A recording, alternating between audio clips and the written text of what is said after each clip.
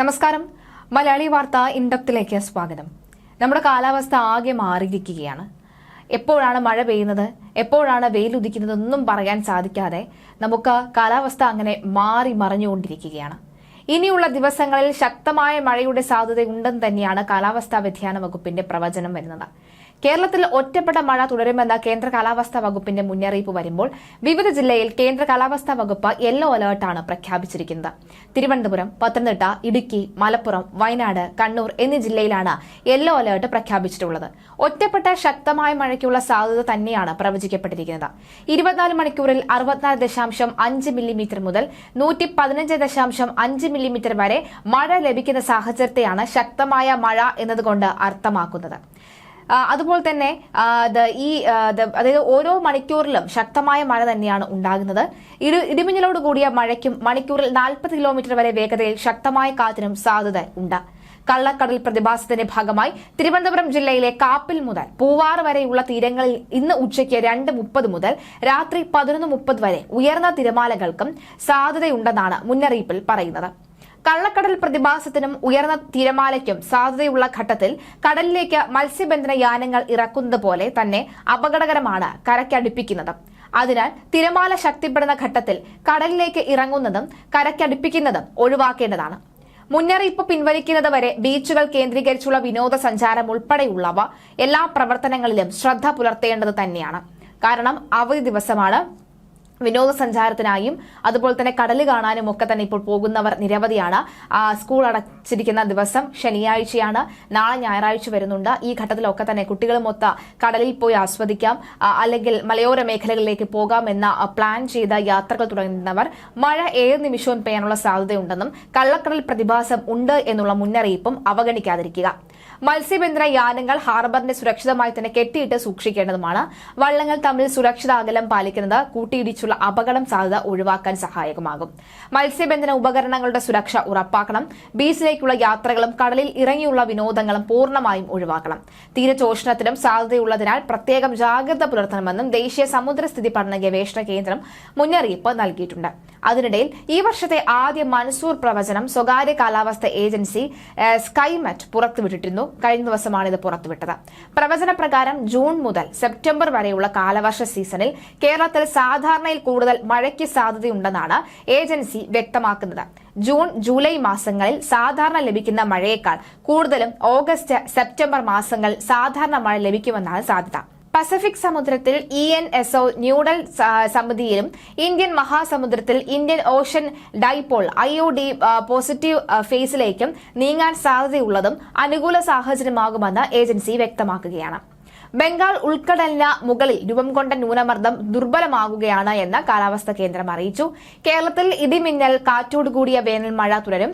April ആദ്യ 10 ദിവസത്തിൽ ഏറ്റവും കൂടുതൽ വേനൽ മഴ ലഭിച്ചത് പത്തനംതിട്ട, കൊല്ലം ജില്ലയിലാണ്. 29 മില്ലിമീറ്റർ ലഭിക്കേണ്ട സ്ഥലത്ത് ലഭിച്ചത് 58 മില്ലിമീറ്റർ മാത്രമാണ്. ഏപ്രിൽ ആദ്യ 10 ദിവസത്തിൽ ഏറ്റവും ഉയർന്ന ചൂട് രേഖപ്പെടുത്തിയത് പാലക്കാടാണ്. 37.2 ഡിഗ്രി സെൽഷ്യസ് ആണ് ഇവിടെ രേഖപ്പെടുത്തിയ താപനില. സൂര്യനിൽ നിന്നുള്ള സൗരവാതകങ്ങളുടെയും ഊർജ പ്രവാഹത്തിന്റെയും ഏറ്റുകുറച്ചിലുകൾ മുതൽ ദീർഘകാല കാലാവസ്ഥയിലെ ആവർത്തനാത്മക സ്വഭാവം വരെ മൺസൂണിനെ ബാധിക്കുന്നതായി കേന്ദ്ര കാലാവസ്ഥാ ഗവേഷണ കേന്ദ്രം അറിയിച്ചിട്ടുണ്ട്. 2018 കനത്ത മഴയും വയനാട്ടിലെയും കുടകിലെയും ഉരുൾപൊട്ടലുകളും മഴയിലെ ഈ ദീർഘകാല വർധനവിന്റെ ഭാഗമാകാം എന്ന നിർണായക വാദവും ഗവേഷകർ പങ്കുവയ്ക്കുന്നുണ്ട്. വരും ദിവസങ്ങളിലും മഴയുടെ തീവ്രതയിൽ വർധന പ്രതീക്ഷിക്കാമെന്ന പ്രകൃതിക്ഷോഭങ്ങളെ പ്രതിരോധിക്കാൻ കൂടുതൽ കരുതൽ നടപടികൾ ആവശ്യമാണെന്നും പഠനം വ്യക്തമാക്കുന്നു. മൺസൂൺ യഥാർത്ഥത്തിൽ മഴയല്ല, മഴ കൊണ്ടുവരുന്ന കാറ്റാണ്. ലോകത്ത് ഇവിടെ മാത്രമല്ല മൺസൂൺ ഉള്ളത്. എങ്കിലും ഇവിടുത്തെ മൺസൂണിന് വളരെ പ്രാധാന്യം കൂടുതലാണ്. മൗസം എന്ന് ഈ കാറ്റിന് പേരിട്ടത് അറബികളാണ്. പിന്നീട് അത് ഇംഗ്ലീഷിലായപ്പോൾ മൺസൂണായി മാറുകയായിരുന്നു. ഇന്ത്യയിൽ കൃഷി കാലാവസ്ഥ കാറ്റിനെ അടിസ്ഥാനമാക്കിയാണ്. സത്യത്തിൽ മൺസൂൺ സീസണിൽ ഉൾപ്പെടുന്നതാണ് കാലവർഷവും തുലാവർഷവും. തെക്കു പടിഞ്ഞാറൻ മൺസൂൺ കാലവർഷത്തിനും വടക്ക് കിഴക്കൻ മൺസൂൺ തുലാവർഷത്തിനും കാരണമാകുന്നതും ഇതുതന്നെയാണ്. ശരാശരി 4 കോടി വർഷം മുൻപെങ്കിലുമാണ് മൺസൂൺ ഉത്ഭവിച്ചത് എന്നാണ് പഠനങ്ങൾ പറയുന്നത്. ഇന്നും നാം കാണുന്ന തെക്കൻ ഏഷ്യൻ മൺസൂൺ ഘടകങ്ങൾ ഏകദേശം പാലിയോജിൻ കാലഘട്ടത്തിലാണ് ഉത്ഭവിച്ചത്. സങ്കീർണമായ കാലാവസ്ഥാ മാറ്റങ്ങൾ ഉടലെടുത്ത ഒരു കാലഘട്ടമായിരുന്നു അത്. കരയും സമുദ്രവും തമ്മിലുള്ള താപനില വ്യത്യാസം തന്നെയാണ് മൺസൂണിന് വഴിയൊരുക്കുന്നത്. വേനൽക്കാലത്ത് ഈ ജലത്തേക്കാൾ കൂടുതൽ വേഗത്തിൽ കര ചൂടുപിടിക്കുകയും അതുപോലെ തന്നെ ഈ ദഫ്തലമായി കരയിൽ നിന്ന് നീരാവി കലർന്ന വെള്ളം ഉയർന്ന് അതിന് ബാഷ്പീകരണം സംഭവിച്ച് മഴയായി പെയ്യുകയും ചെയ്യും. മഴയെ വരവേൽക്കാൻ കാലാവസ്ഥാ കേന്ദ്രങ്ങൾ ഒരുങ്ങിയിരിക്കുകയാണ്. മൺസൂണിനെ ഉപഭൂഖണ്ഡത്തിലേക്ക് വരവേൽക്കുന്ന ഒരു കാലാവസ്ഥാ കേന്ദ്രം ഉണ്ട്. തിരുവനന്തപുരത്തെ ഈ ഒബ്സർവേറ്ററി ഹിൽസിൽ സ്ഥിതി ചെയ്യുന്ന കാലാവസ്ഥാ കേന്ദ്രം. ഇവിടെ നിന്നാണ് സംസ്ഥാനത്തെ മഴ മാപ്പിനികളിലെ കണക്കുകൾ കാലാവസ്ഥാ വകുപ്പിന് കൈമാറുന്നതും മഴ പ്രവചനങ്ങളും മുന്നറിയിപ്പുകളും പുറപ്പെടുവിക്കുന്നതും. ലോകത്ത് തന്നെ ഏറ്റവും പഴക്കമുള്ള കാലാവസ്ഥാ നിരീക്ഷണ കേന്ദ്രങ്ങളിൽ ഒന്നാണിത്. 1837 പ്രവർത്തനം ആരംഭിച്ച ഈ നിരീക്ഷണാലയം സമുദ്രനിരപ്പിൽ നിന്ന് 200 മീറ്റർ ഉയരത്തിലാണ് സ്ഥിതി ചെയ്യുന്നത് എന്ന പ്രത്യേകത ഉണ്ട്. തിരുവിതാംകൂർ ഭരണാധികാരിയായ സ്വാതി തിരുനാളാണ് ഈ കേന്ദ്രം തുടങ്ങാൻ പിന്തുണ നൽകിയത്. ഒബ്സർവേറ്ററി അഥവാ വാന നിരീക്ഷണ കേന്ദ്രം എന്ന നിലയിൽ കൂടിയാണ് തുടക്കം. ജോൺ കാർഡിഗോട്ട് എന്ന ബ്രിട്ടീഷുകാരനായ ശാസ്ത്രജ്ഞനായിരുന്നു ആദ്യ മേധാവി. വാന നിരീക്ഷണത്തിനും കാലാവസ്ഥാ പഠനത്തിനും സഹായകരമായ ഉപകരണങ്ങൾ പലതും കാൽഡിഗോട്ട് കപ്പൽ മാർഗം എത്തിച്ചവയാണ്. 1851 ജോൺ ആലൻ ബ്രൗൺ ഈ കേന്ദ്രത്തിന്റെ തലപ്പത്ത് വന്നു. കാലാവസ്ഥാ ശാസ്ത്രത്തിൽ അഗാധ താല്പര്യവും അവിസ്മരണീയമായ കണ്ടെത്തലുകളും ഒക്കെ തന്നെ ഉള്ള ഒരു വ്യക്തി കൂടിയായിരുന്നു ഈ ആലൻ ബ്രൗൺ എന്ന് പറയുന്നത്. അഗസ്ത്യ വനമേഖലയിൽ 6200 അടി ഉയരത്തിൽ കാലാവസ്ഥാ നിരീക്ഷണത്തിന് ഒരു കേന്ദ്രം കൂടി അദ്ദേഹം സ്ഥാപിച്ചിരുന്നു. ബ്രൗൺ തിരികെ ഇംഗ്ലണ്ടിലേക്ക് മടങ്ങിയപ്പോൾ ആ കേന്ദ്രം പൂട്ടിപ്പോവുകയും ചെയ്തു. അഗസ്ത്യ മലനിരക്കിൽ ഇന്നും കാണുന്ന മഴക്കാഴ്ചകളെ കുറിച്ച് അതിമനോഹരമായ ഒരു കുറിപ്പും ബ്രൗൺ എഴുതിയിട്ടുണ്ട്.